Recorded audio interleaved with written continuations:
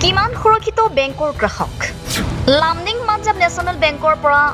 চুৰে চুৰি কৰিলে গ্ৰাহকৰ মোবাইল হয় লামডিং পাঞ্জাব নেশ্যনেল বেংকৰ ভিতৰৰ পৰা চুৰে চুৰি কৰিলে গ্ৰাহকৰ মোবাইল লাইভ কেমেৰাত সমগ্ৰ দৃশ্যবন্দী ২৮,০০০ টকাৰ স্মাৰ্টফোন নিমিষতে চুৰ কৰি লৈ যায় বেংকৰ পৰা বেংকৰ ভিতৰৰ পৰা লৰেন্স ডে নামৰ এজন ব্যক্তিৰ মোবাইল ফোন নিমিষতে পকেটত ভৰাই লৈ পলায়ন বেংকৰ পৰা কেনেকৈ সাহস পালে বেংকৰ ভিতৰ কটকটীয়া নিৰাপত্তাৰ মাজৰ পৰা চুৰে মোবাইল চুৰি কৰিবলৈ চুৰি হোৱা মোবাইল ফোনৰ ব্যক্তি লামডিং আৰক্ষীৰ ওচৰত আহি এখন এজাহাৰ দাখিল কৰে আৰু এজাহাৰ ভিত্তিতে আৰক্ষীয়ে সম্পূৰ্ণ ঘটনা তদন্ত অব্যাহত ৰাখিছে এতিয়া প্ৰশ্ন হয়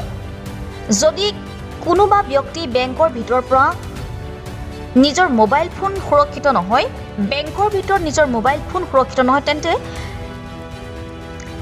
বেংকৰ পৰা টকা ওলাই যোৱা ব্যক্তিসকল চিন্তিত হোৱাৰ বিষয় মূল্যৱান বস্তু যিয়ে নহওক কিয় বা যিয়ে নাৰাখক কিয় চুৰে চলাব চাফাই অভিযান সুৰক্ষিত নহয় পাঞ্জাব নেশ্যনেল বেংকৰ চৌহদ ভাইটি মানে পাঞ্জাব বেংকত গৈছিলে অলপ কিবা কাম আছিলে তো আজি ফাৰ্ষ্ট টাইম গৈছে তো তাৰ কাৰণে মানে ই মানে ভালকৈ ফৰ্ম ফিল আপ কেনেকৈ কৰে ই মানে গম নাপায় তো তাৰ কাৰণে এই লিখি পেলাই ই টেবিলত মানে মোবাইলটো থৈ পেলাই ফৰ্মটো ফিল আপ কৰিছে ফিল আপ কৰি পেলাই ই কাউণ্টাৰত গৈছে যে ক্ৰছ চেক কৰিবলৈ কিবা ভুল আছে নেকি তো যেতিয়া গৈছে তেতিয়া মোবাইলটো টেবিলতে আছিলে নাথিং মোবাইল আছিলে